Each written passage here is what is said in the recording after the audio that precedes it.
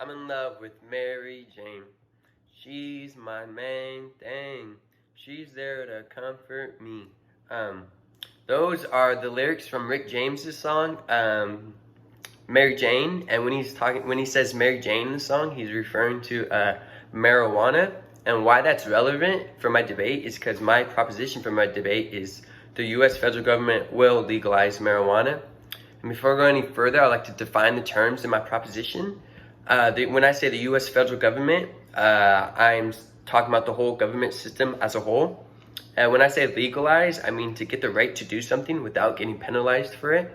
And when I say marijuana, I mean a type of drug that is grown from a cannabis plant that could be smoked, vaped, or ingested for medical or enjoyment purposes.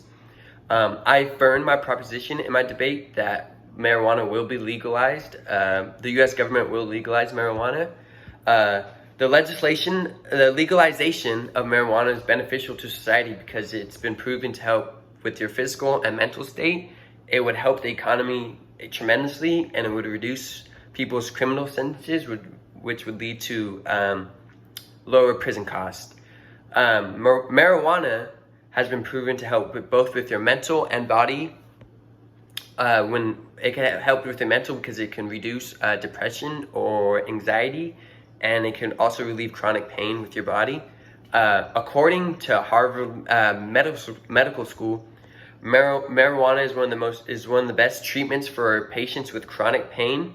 The compounds of marijuana help slow down your nerve cells when you feel pain, because that's what's pretty much causing pain is your nerve cells, and it helps slow those down. So it's probably one of the most effective drugs for chronic pain.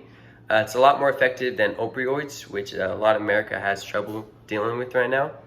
And according to Health Europa, thousands of people around the world use marijuana as a stress and anxiety reliever. The THC in the marijuana, or like the indica sativa strain, helps slow down and calm your mind down, which can alleviate panic attacks, anxiety, or depression. As research continues to progress for the health benefits for marijuana, more and more people, I think, will delve into this market to help with their overall health, with their mental and physical. Marijuana legalization would not just help individuals, but it would also help the economy as a whole.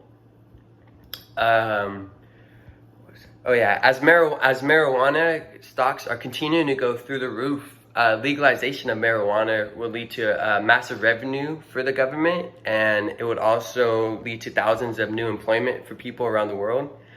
The New Frontier estimated that if marijuana is federally legal today, it would be approximately around 782,000 new jobs created because of it.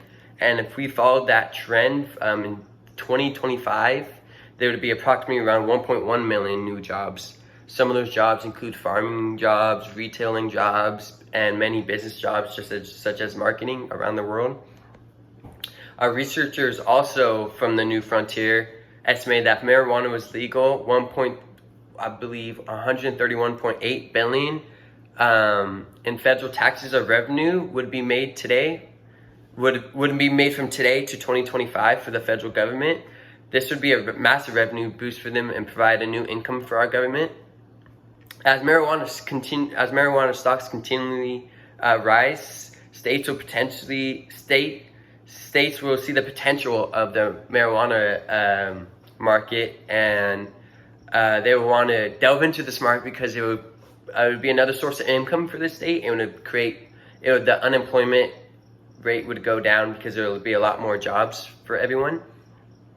And my third argument in this debate is that legalization of marijuana would reduce sentences for nonviolent criminals, which would lead to lower prison costs.